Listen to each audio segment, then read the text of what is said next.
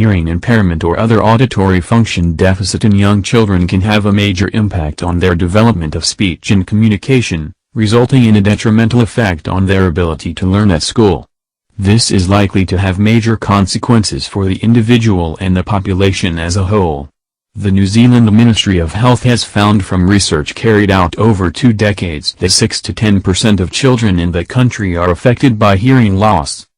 A preliminary study in New Zealand has shown that classroom noise presents a major concern for teachers and pupils.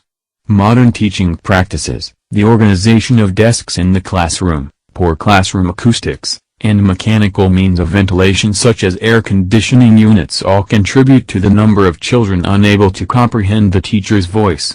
Education researchers Nelson and Soley have also suggested that recent trends in learning often involve collaborative interactions of multiple minds and tools as much as individual possession of information. This all amounts to heightened activity and noise levels, which have the potential to be particularly serious for children experiencing auditory function deficit. Noise in classrooms can only exacerbate their difficulty in comprehending and processing verbal communication with other children and instructions from the teacher. Children with auditory function deficit are potentially failing to learn to their maximum potential because of noise levels generated in classrooms. The effects of noise on the ability of children to learn effectively in typical classroom environments are now the subject of increasing concern. The International Institute of Noise Control Engineering, INS, on the advice of the World Health Organization, has established an international working party, which includes New Zealand, to evaluate noise and reverberation control for schoolrooms. While the detrimental effects of noise in classroom situations are not limited to children experiencing disability, those with a disability that affects their processing of speech and verbal communication could be extremely vulnerable. The auditory function deficits in question include hearing impairment, autistic spectrum disorders, ASD, and attention deficit disorders, ADHD. Autism is considered a neurological and genetic lifelong disorder that causes discrepancies in the way information is processed. This disorder is characterized by interlinking problems with social imaginations, social communication and social interaction. According to Jensen, this affects the ability to understand and relate in typical ways to people, understand events and objects in the environment, and understand or respond to sensory stimuli. Autism does not allow learning or thinking in the same ways as in children who are developing normally. Autistic spectrum disorders often result in major difficulties in comprehending verbal information and speech processing. Those experiencing these disorders often find sounds such as crowd noise and the noise generated by machinery painful and distressing. This is difficult to scientifically quantify as such extrasensory stimuli vary greatly from one autistic individual to another. But a child who finds any type of noise in their classroom or learning space intrusive is likely to be adversely affected in their ability to process information. The attention deficit disorders are indicative of neurological and genetic disorders and are characterized by difficulties with sustaining attention, effort and persistence, organization skills and disinhibition. Children experiencing these disorders find it difficult to screen out unimportant information, and focus on everything in the environment rather than attending to a single activity. Background noise in the classroom becomes a major distraction, which can affect their ability to concentrate. Children experiencing an auditory function deficit can often find speech and communication very difficult to isolate and process when set against high levels of background noise. These levels come from outside activities that penetrate the classroom structure, from teaching activities, and other noise generated inside, which can be exacerbated by room reverberation. Strategies are needed to obtain the optimum classroom construction and perhaps a change in classroom culture and methods of teaching. In particular, the effects of noisy classrooms and activities on those experiencing disabilities in the form of auditory function deficit need thorough investigation. It is probable that many undiagnosed children exist in the education system with invisible disabilities. Their needs are less likely to be met than those of children with known disabilities. The New Zealand government has developed a New Zealand disability strategy and has embarked on a wide-ranging consultation process. The strategy recognizes that people experiencing disability face significant barriers in achieving a full quality of life in areas such as attitude, education, employment and access to services. Objective 3 of the New Zealand Disability Strategy is to provide the best education for disabled people by improving education so that all children, youth learners and adult learners will have equal opportunities to learn and develop within their already existing local school. For a successful education, the learning environment is vitally significant, so any effort to improve this is likely to be of great benefit to all children, but especially to those with auditory function disabilities. A number of countries are already in the process of formulating their own standards for the control and reduction of classroom noise. New Zealand will probably follow their example.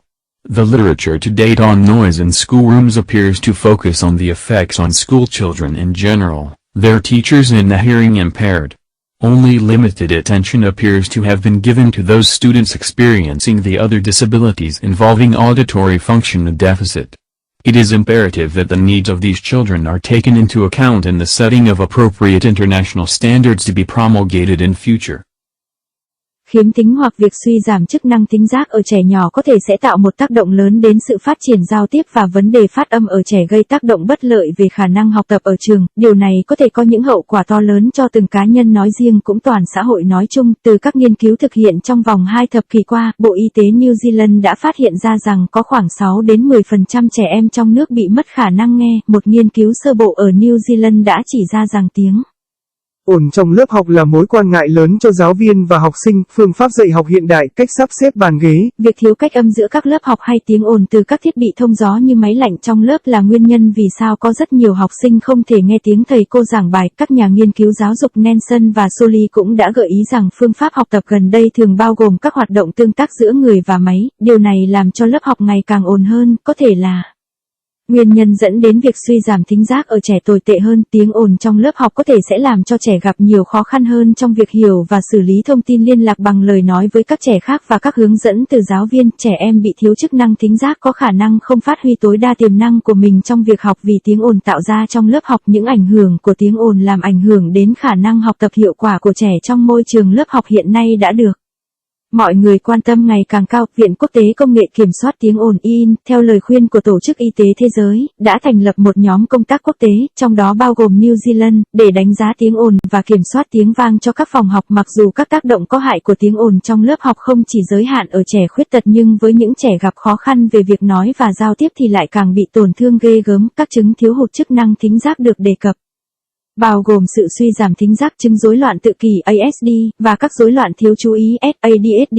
Chứng tự kỷ được xem là sự rối loạn lâu dài về thần kinh và gen gây ra sự khác biệt trong cách thức thông tin được xử lý. Rối loạn này được xác định bởi các vấn đề liên kết với trí tưởng tượng xã hội, giao tiếp xã hội và tương tác xã hội theo gian dần. Điều này ảnh hưởng đến khả năng hiểu ở một số người về các sự kiện và đối tượng trong một môi trường cụ thể, cũng như việc hiểu hay phản ứng lại với các kích thích cảm giác. Chứng tự kỷ không cho phép trẻ học hay suy nghĩ theo những cách phát triển bình thường. Rối loạn tự kỷ thường dẫn đến những khó khăn rất lớn trong việc hiểu thông tin bằng lời nói và xử lý tiếng nói. Những người gặp rối loạn này thường cảm thấy những âm thanh như tiếng ồn đám đông hay âm thanh máy móc rất đau đớn và buồn khổ. Điều này là rất khó khăn trong việc định lượng về mặt khoa học vì những kích thích ngoài giác quan như vậy có thể thay đổi rất nhiều từ một cá nhân tự kỷ này đến cá nhân tự kỷ khác. Nhưng khi một đứa trẻ khi phát hiện bất kỳ loại tiếng ồn nào trong lớp học hoặc không gian học tập thì rất có khả năng xử lý thông tin của chúng sẽ bị ảnh hưởng xấu. Các rối loạn liên quan đến việc thiếu tập trung là biểu hiện của rối loạn thần kinh và di truyền gen và được đặc trưng bởi những khó khăn trong việc duy trì sự chú ý, nỗ lực và kiên trì, kỹ năng tổ chức và ức chế. Trẻ gặp những rối loạn như vậy sẽ cảm thấy khó khăn để lọc ra những thông tin không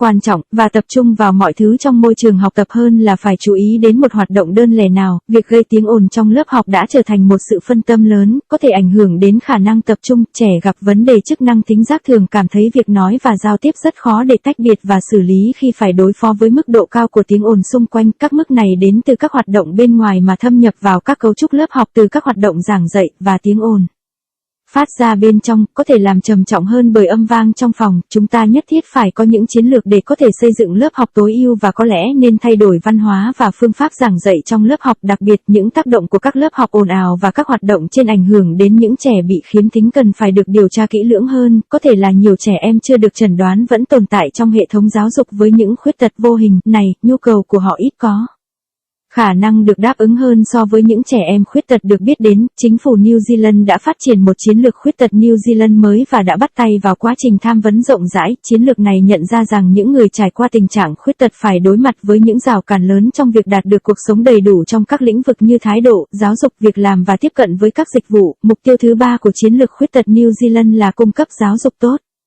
nhất cho người tàn tật bằng cách cải thiện giáo dục để tất cả trẻ em, thanh niên và học viên người lớn có cơ hội bình đẳng để học hỏi và phát triển trong các trường học địa phương có sẵn. Đối với một nền giáo dục thành công, môi trường học tập là vô cùng quan trọng, vì vậy bất kỳ nỗ lực để cải thiện điều này có thể sẽ là lợi ích rất lớn cho tất cả trẻ em, nhưng đặc biệt là với những trẻ có khuyết tật chức năng thính giác. Một số nước đã quy trình xây dựng tiêu chuẩn riêng của mình để kiểm soát và giảm tiếng ồn trong lớp học. New Zealand có thể sẽ theo gương của họ. Các tài liệu cập nhật về tiếng ồn trong phòng học dường như tập trung vào những tác động về học sinh nói chung, giáo viên và những người khiếm thính. Dường như mọi người chỉ chú ý đến những học sinh gặp các khuyết tật có liên quan đến việc thiếu chức năng thính giác. Điều cấp thiết chính là chúng ta cần phải tính đến nhu cầu của các trẻ em trong việc thiết lập các tiêu chuẩn quốc tế phù hợp để được ban hành trong tương lai.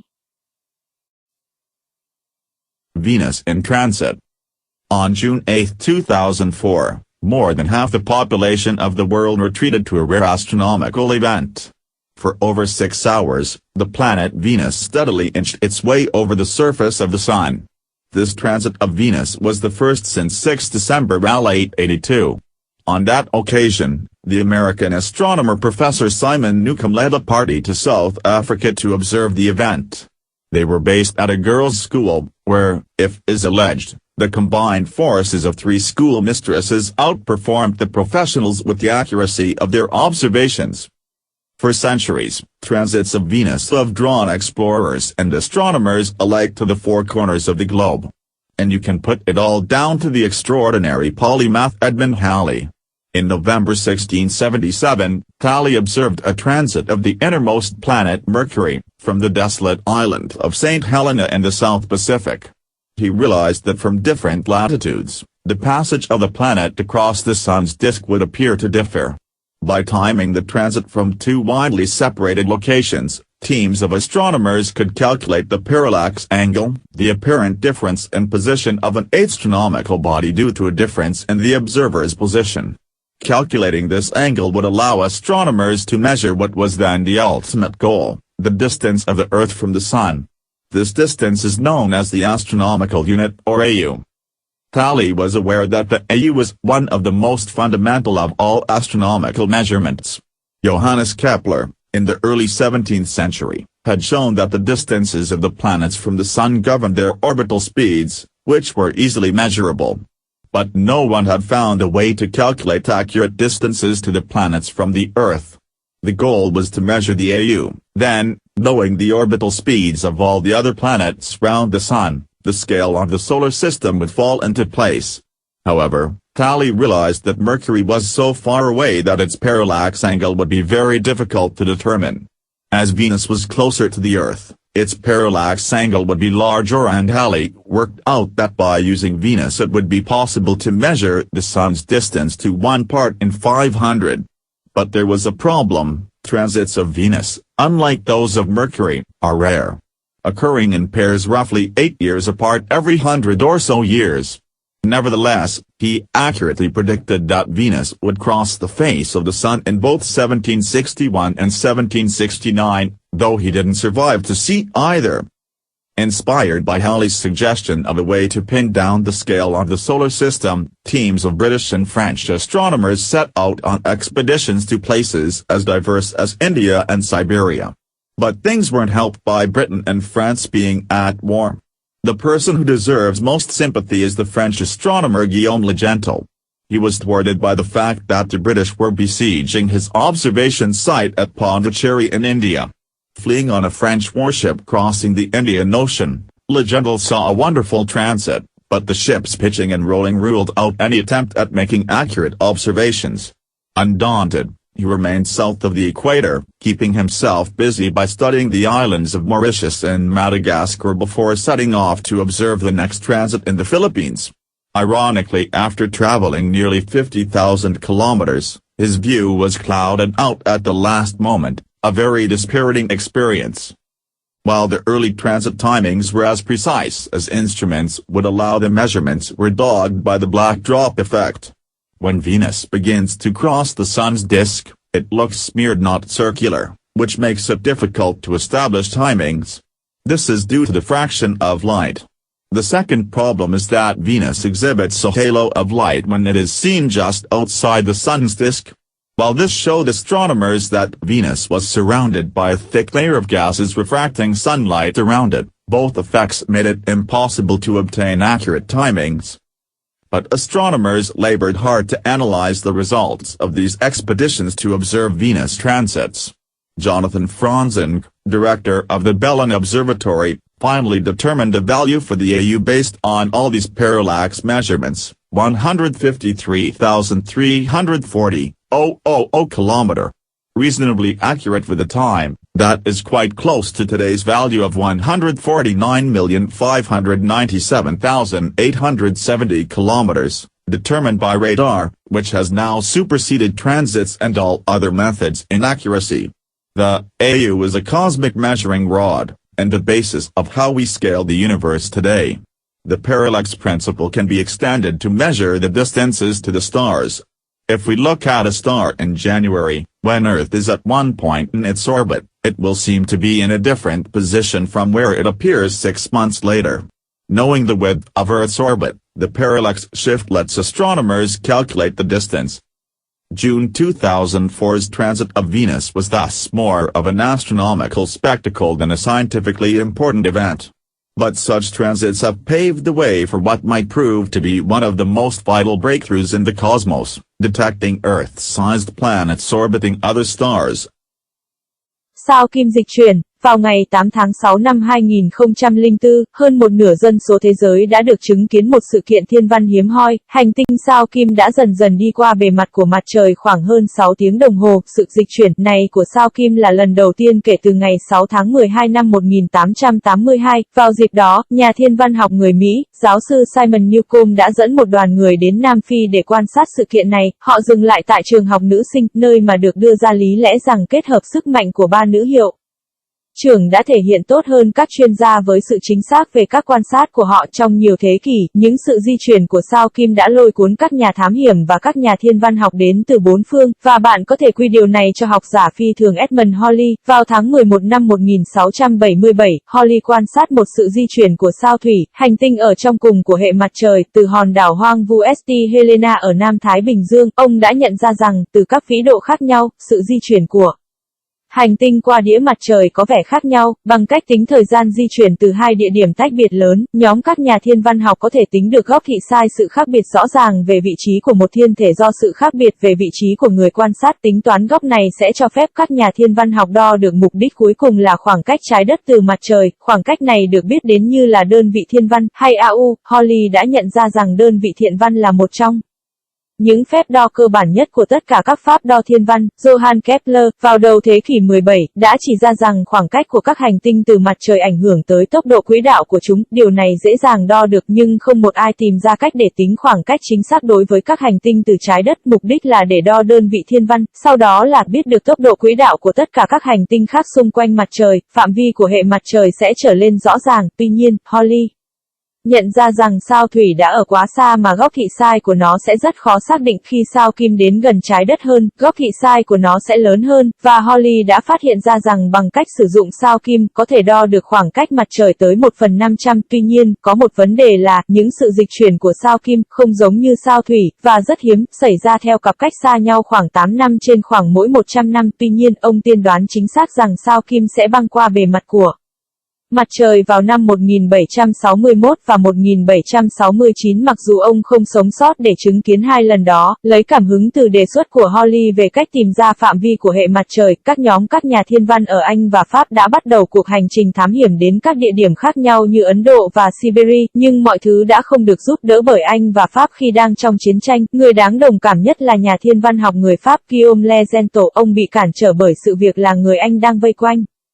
Địa điểm quan sát của ông tại Pondicherry ở Ấn Độ, trốn chạy trên một tàu chiến của Pháp băng qua Ấn Độ Dương. Le Gentil đã thấy một sự dịch chuyển tuyệt vời, nhưng sự chòng chành, lắc ngang lắc dọc của con tàu đã cản trở mọi nỗ lực để quan sát một cách chính xác. Không nản lòng, ông vẫn ở phía nam đường xích đạo tiếp tục bận rộn với việc nghiên cứu các hòn đảo Mauritius và Madagascar trước khi khởi hành bắt đầu quan sát sự di chuyển tiếp theo ở Philippines. Trớ trêu thay, sau khi di chuyển gần 50.000 km, tầm nhìn của ông đã bị che khuất vào phút cuối, một trải nghiệm rất nản chí, trong khi thời gian dịch chuyển ban đầu chính xác như các thiết bị cho phép, các phép đo được theo đuổi bởi hiệu ứng giọt đen. Khi sao Kim bắt đầu băng qua đĩa mặt trời, nó có vẻ bị mờ không tròn, điều mà khiến việc xác định thời gian trở nên khó khăn. Điều này là do sự nhiễu xạ của ánh sáng. Vấn đề thứ hai là sao Kim cho thấy một quầng sáng khi nó chỉ được nhìn thấy ở bên ngoài đĩa mặt trời, trong khi điều này cho các nhà thiên văn học thấy rằng sao Kim được bao quanh bởi một lớp khí dày mà bao phủ ánh sáng mặt trời quanh nó. Cả hai ảnh hưởng đã làm cho nó không thể có được thời gian chính xác. Tuy nhiên, các nhà thiên văn học đã cố gắng hết sức để phân tích kết quả của những cuộc thám hiểm này để quan sát sự quá cảnh của sao Kim. Johann Frank Inker, giám đốc đài quan sát Berlin, cuối cùng xác định giá trị cho AU dựa vào tất cả những phép đo thị sai này là 153.340.000 km, độ chính xác hợp lý đối với thời gian, khá gần với giá trị ngày nay là 149.597.870 km, được xác định bởi radar. Ngày này đã thay thế quá trình dịch chuyển và tất cả các phương pháp khác về độ chính xác. AU là một thanh đo lường vũ trụ, và là cơ sở của cách vẽ tỷ lệ vũ trụ ngày nay. Nguyên tắc thị sai có thể được mở rộng để đo khoảng cách đối với các ngôi sao. Nếu chúng ta nhìn vào một ngôi sao ở tháng Giêng khi trái đất ở tại một điểm trong quỹ đạo của nó, có vẻ như nó sẽ ở một vị trí khác mà nó xuất hiện 6 tháng sau. Biết được độ rộng của quỹ đạo trái đất, sự dịch chuyển của thị sai cho phép các nhà thiên văn tính toán được khoảng cách. Sự đi qua của sao Kim vào tháng 6 năm 2004 đã trở thành một hiện tượng thiên văn hơn là một sự kiện khoa học trọng đại, nhưng những lần các hành tinh đi qua mặt trời như vậy đã mở đường cho việc có thể chứng minh là một trong những bước đột phá quan trọng nhất trong vũ trụ, phát hiện các hành tinh có kích cỡ ngang với trái đất quay quanh các ngôi sao khác. A neuroscientist reveals how to think differently. In the last decade, a revolution has occurred in the way that scientists think about the brain. We now know that the decisions humans make can be traced to the firing patterns of neurons in specific parts of the brain. These discoveries have led to the field known as neuroeconomics, which studies the brain's secrets to success in an economic environment that demands innovation and being able to do things differently from competitors. A brain that can do this is an iconoclastic one. Briefly, an iconoclast is a person who does something that others say can't be done. This definition implies that iconoclasts are different from other people, but more precisely, it is their brains that are different in three distinct ways: perception, fear response, and social intelligence. Each of these three functions utilizes a different circuit in the brain. Naysayers might suggest that the brain is irrelevant, that thinking in an original, even revolutionary way is more a matter of personality than brain function. But the field of neuroeconomics was born out of the realization that the physical workings of the brain place limitations on the way we make decisions. By understanding these constraints, we begin to understand why some people march to a different drum beat. The first thing to realize is that the brain suffers from limited resources. It has a fixed energy budget, about the same as a 40-watt light bulb, so it has evolved to work as efficiently as possible. This is where most people are impeded from being an iconoclast.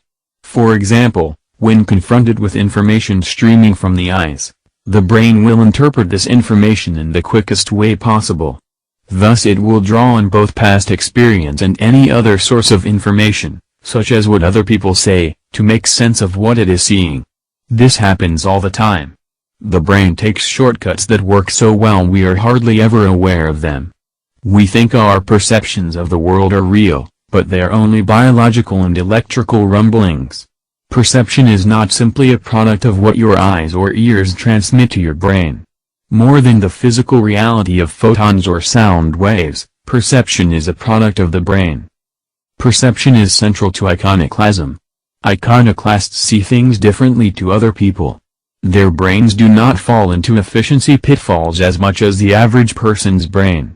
Iconoclasts, either because they were born that way or through learning, have found ways to work around the perceptual shortcuts that plague most people. Perception is not something that is hardwired into the brain. It is a learned process, which is both a curse and an opportunity for change. The brain faces the fundamental problem of interpreting physical stimuli from the senses. Everything the brain sees, hears, or touches has multiple interpretations. The one that is ultimately chosen is simply the brain's best theory. In technical terms, these conjectures have their basis in the statistical likelihood of one interpretation over another and are heavily influenced by past experience and, importantly for potential iconoclasts, what other people say. The best way to see things differently to other people is to bombard the brain with things it has never encountered before. Novelty releases the perceptual process from the chains of past experience and forces the brain to make new judgments. Successful iconoclasts have an extraordinary willingness to be exposed to what is fresh and different. Observation of iconoclasts shows that they embrace novelty while most people avoid things that are different. The problem with novelty, however, is that it tends to trigger the brain's fear system. Fear is a major impediment to thinking like an iconoclast and stops the average person in his tracks.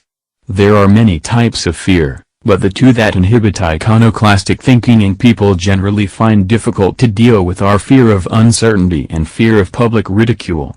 These may seem like trivial phobias. But fear of public speaking, which everyone must do from time to time, afflicts 1/3 of the population. This makes it too common to be considered a mental disorder. It is simply a common variant of human nature, one which iconoclasts do not let inhibit their reactions. Finally, to be successful iconoclasts, individuals must sell their ideas to other people. This is where social intelligence comes in. Social intelligence is the ability to understand and manage people in a business setting. In the last decade, there has been an explosion of knowledge about the social brain and how the brain works when groups coordinate decision-making. Neuroscience has revealed which brain circuits are responsible for functions like understanding what other people think, empathy, fairness, and social identity. These brain regions play key roles in whether people convince others of their ideas. Perception is important in social cognition too. The perception of someone's enthusiasm, or reputation, can make or break a deal. Understanding how perception becomes intertwined with social decision-making shows why successful iconoclasts are so rare. Iconoclasts create new opportunities in every area from artistic expression to technology to business. They supply creativity and innovation not easily accomplished by committees. Rules aren't important to them. Iconoclasts face alienation and failure, but can also be a major asset to any organization. It is crucial for success in any field to understand how the iconoclastic mind works. Một nhà khoa học thần kinh tiết lộ làm sao để suy nghĩ khác biệt. Trong thập kỷ qua các nhà khoa học đã tạo nên một cuộc cách mạng khi nghiên cứu về bộ não con người. Ngày nay chúng ta biết rằng các quyết định mà con người đưa ra bắt nguồn từ tế bào thần kinh kích hoạt trong những bộ phận cụ thể của não bộ. Những khám phá này đã cho ra đời một lĩnh vực được gọi là kinh tế thần kinh học, bộ môn nghiên cứu bí mật của bộ não để làm thế nào thành công trong một môi trường kinh tế luôn đòi hỏi sự sáng tạo và khả năng làm những điều khác biệt với đối thủ cạnh tranh. Một bộ não có thể làm điều này, tức có khả năng nghĩ sáng tạo, được gọi là bộ não có tính bài trừ thần tượng. Tóm lại, một người bài trừ thần tượng iconoclast là một người làm một điều gì đó mà những người khác nói không thể thực hiện được. Định nghĩa này ngụ ý rằng, những người iconoclast khác với mọi người, nhưng chính xác hơn là do bộ não của họ khác người thường ở 3 đặc điểm là nhận thức, phản ứng với sợ hãi, và trí thông minh xã hội. Mỗi chức năng trong 3 chức năng sử dụng một vòng khác nhau trong não. Những người phản đối có thể cho rằng não không có liên quan đến óc sáng tạo, mà những suy nghĩ mang tính chất độc đáo hay mang tính chất cách mạng ấy sẽ liên quan nhiều hơn đến tính cách của con người thay vì chức năng của bộ não. Nhưng lĩnh vực kinh tế thần kinh học được sinh ra để giúp chúng ta nhận thức rằng các hoạt động thể chất của não sẽ hạn chế cách chúng ta đưa ra quyết định. Bằng cách hiểu những khó khăn này, chúng ta sẽ hiểu lý do tại sao một số người lại suy nghĩ và có lối sống khác với người khác. Khó khăn đầu tiên là do não có nguồn năng lượng rất hạn chế, não có một lượng năng lượng cố định tương đương một bóng đèn 40W, vì vậy não được tiến hóa để làm việc một cách hiệu quả nhất có thể. Đây là lý do vì sao đa số chúng ta bị cản trở không sáng tạo được. Ví dụ, khi đối đầu với các thông tin truyền từ mắt, não sẽ giải thích thông tin này một cách nhanh nhất có thể, vì vậy nó sẽ dựa trên cả kinh nghiệm quá khứ và bất kỳ nguồn thông tin khác. Chẳng hạn như những gì người khác nói, để xem xét chuyện gì đang xảy ra mà mắt nhìn thấy, điều này lúc nào cũng xảy ra như vậy. Não có các phím tắt có khả năng làm việc rất tốt mà hầu như chúng tôi không biết về điều này. Chúng ta nghĩ rằng nhận thức của chúng ta về thế giới là có thật, nhưng chúng chỉ là âm thanh sinh học và điện tử. Nhận thức không chỉ đơn giản là sản phẩm những gì mắt hay tai của bạn truyền đến não, nhận thức còn quan trọng hơn sự hiện diện của các photon hay sóng âm thanh. Nó chính là một sản phẩm của bộ não. Nhận thức là trung tâm của sáng tạo. Những người có tư duy sáng tạo thường thấy những điều khác biệt so với những người khác. Bộ não của họ không rơi vào cạm bẫy hiệu quả, giống như não người trung bình. Những người có tư duy sáng tạo có thể do bẩm sinh đã sáng tạo hay nhờ quá trình học tập mà trở nên sáng tạo, luôn tìm được con đường tắt trong việc tư duy mà những người bình thường khác phải rất khó khăn mới tìm được. Nhận thức không phải là có sẵn trong bộ não, nó là một quá trình có thể học được, và điều này vừa có thể là tai ương nhưng cũng có thể là cơ hội để thay đổi. Não phải đối mặt với các vấn đề cơ bản là làm thế nào diễn giải các kích thích vật lý từ các giác quan. Tất cả mọi thứ não nhìn thấy, nghe thấy, hay chạm được có nhiều cách diễn giải khác nhau, và cuối cùng phần diễn giải mà não chọn đơn giản là phần tốt nhất mà nó biết. Về mặt kỹ thuật, những giả định trên là có cơ sở khi dựa vào thống kê các nhà khoa học cho rằng khả năng một diễn giải được chọn phần lớn là do ảnh hưởng nặng nề bởi kinh nghiệm quá khứ của não, và điều này rất quan trọng được xem là tiềm năng của những người có tố chất sáng tạo. Như cách nhiều người thường nói, cách tốt nhất để nghĩ khác với mọi người là bắt não phải xử lý những điều chưa bao giờ gặp phải trước đây. Những thứ mới mẻ trên sẽ kích thích quá trình nhận thức từ các chuỗi kinh nghiệm quá khứ ở não và buộc não phải xử lý theo cách thức mới. Những người có tư duy sáng tạo thành công đều sẵn sàng tiếp xúc với những thứ mới mẻ và khác nhau. Quan sát những người này cho thấy họ hưởng ứng cái mới lạ trong khi hầu hết mọi người tránh chúng. Tuy nhiên vấn đề là những thứ mới lạ thường có xu hướng kích hoạt hệ thống sợ hãi của não. Sợ hãi là một trở ngại lớn trong việc suy nghĩ sáng tạo và ngăn cản những người bình thường làm điều này. Có rất nhiều loại sợ hãi, nhưng hai loại sợ hãi mà hay cản trở tư duy sáng tạo và làm chúng ta cảm thấy khó khăn khi đối phó là nỗi sợ hãi sự không chắc chắn và nỗi sợ bị cộng đồng chế giễu. Điều này dường như là những sợ hãi rất bình thường, nhưng nỗi sợ nói trước công chúng mà hầu hết chúng ta thỉnh thoảng phải làm thì chiếm tới 1/3 dân số. Điều này làm cho nó quá phổ biến nên nó không được coi là một rối loạn tâm thần, nó chỉ đơn giản là một biến thể thông thường của bản chất con người mà một người có tư duy sáng tạo có thể kiểm soát được. Cuối cùng, để có suy nghĩ sáng tạo thành công thì mỗi cá nhân cần phải bán ý tưởng của mình cho người khác, tức phải chia sẻ ý tưởng. Đây chính là nguồn gốc của trí thông minh xã hội. Thông minh xã hội là khả năng hiểu và quản lý con người trong môi trường doanh nghiệp. Trong thập kỷ qua đã có sự bùng nổ về nhận thức của chúng ta về bộ não xã hội và làm thế nào não có thể hoạt động khi chúng ta làm việc nhóm để đưa ra quyết định. Khoa học thần kinh đã tiết lộ rằng các mạch trong não chịu trách nhiệm cho các chức năng như hiểu người khác nghĩ gì, sự đồng cảm, sự công bằng và bản sắc xã hội. Những vùng não này đóng vai trò quan trọng trong việc thuyết phục người khác. Nhận thức cũng rất quan trọng trong hiểu biết xã hội. Nhận thức ai đó nhiệt tình hay là người có danh vọng có giúp chúng ta thỏa hiệp tốt hơn. Việc hiểu nhận thức chờ có mối quan hệ chặt chẽ với việc ra quyết định trong xã hội như thế nào, cho thấy lý do tại sao những người có tư duy sáng tạo thành công rất hiếm. Họ có thể tạo ra những cơ hội mới trong mọi lĩnh vực, từ nghệ thuật, công nghệ cho đến kinh doanh. Họ luôn mang lại sự sáng tạo và đổi mới không ngừng mà chúng ta không dễ dàng thực hiện được. Quy định không quan trọng đối với họ, họ luôn phải đối mặt với sự xa lánh và thất bại, nhưng họ cũng có thể là một tài sản lớn cho bất kỳ tổ chức nào. Do đó muốn thành công trong bất kỳ lĩnh vực nào thì việc tìm hiểu những người có tư duy sáng tạo này làm việc ra sao là rất quan trọng.